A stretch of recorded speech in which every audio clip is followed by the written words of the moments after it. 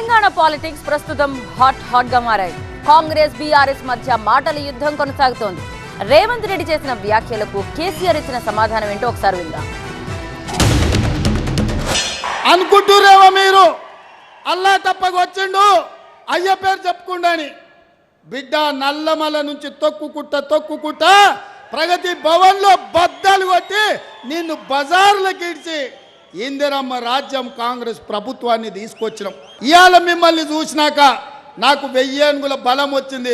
ఎవడు అడ్డం వచ్చినా పండబెట్టి తొక్కే బాధ్యత నేను తీసుకుంటాం. మిత్రులారా, ఇప్పుడు ఇన్న ముఖ్యమంత్రి ఆయనను 6 గ్యారెంటీలు ఇవ్వయా, కరెంట్ ఎందుకు మాయమైందా, నీళ్ళు ఎందుకు మాయమవుతున్నాయా అని అడిగితే పండబెట్టి తొక్కుతా, పేగులు మెడలేసుకుంటా, పెండ ముఖానికి రాసుకుంటా, చీరుతా, సంపుతా, మానవ బాంబునైతా, మట్టి బాంబునైతా అని మాట్లాడతాడు.